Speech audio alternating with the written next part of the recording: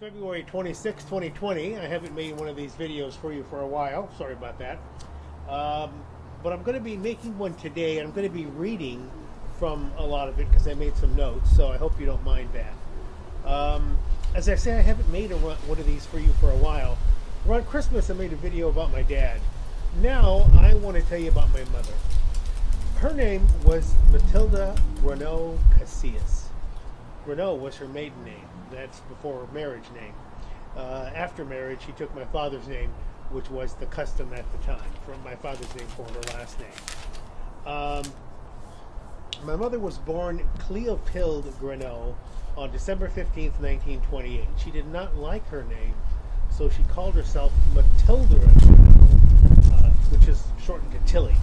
And she later changed her name to Tilly, sort of legally changed it. We can talk about that later or some other time. Her parents were Frederick Renaud Jr., who was born in New Orleans, Louisiana, March 19th, 1902.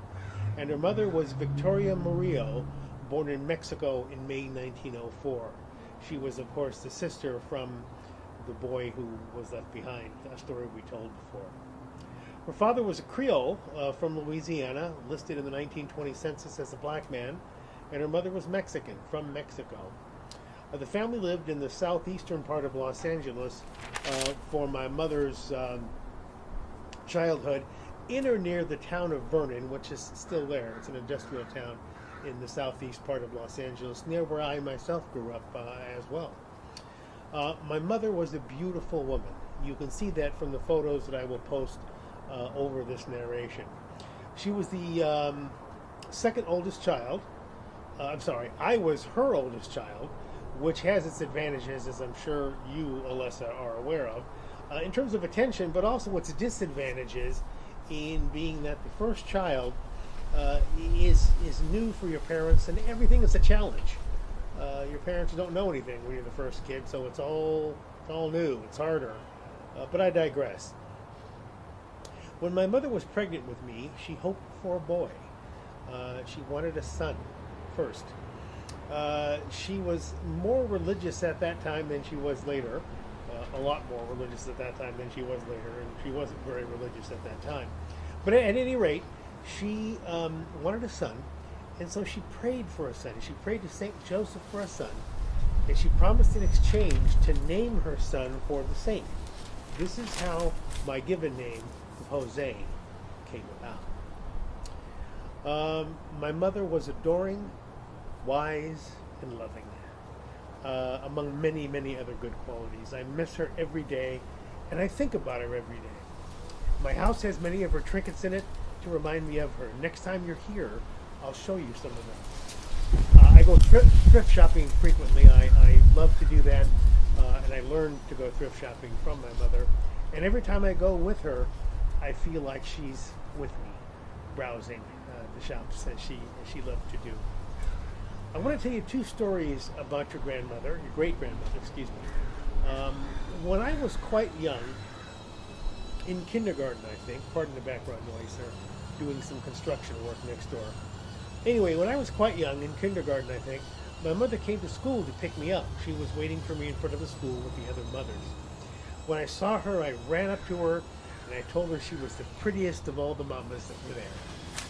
This pleased her very, very much. She was so pleased about it, she told my father about it later that day, and he remembered that story for all the days of his life and reminded me of it when he was in his last days. Much later, when my mother was terminally ill, that means having an illness that you're not going to get well from, she and my father were in their living room of their little house in Pico Rivera, the house that was lost, and she told me about her illness. I must have looked at her in a strange way, who would not under those circumstances, and she said to me, "Why are you looking at me like that? This is part of life." She was very wise, very wise. Sorry about the page sounds. Lastly, my mother loved the guitar. She loved classical guitar. I'll send you some videos of classical guitar after this. She loved it so much that way before I was born, she bought a classic guitar. It was a Martin D45, a dreadnought shape. I've learned that recently. That shape. In hopes of learning to play it, which she did not do, and then she hoped that her son, me, would learn to play. I never did, but of course she was not disappointed in me.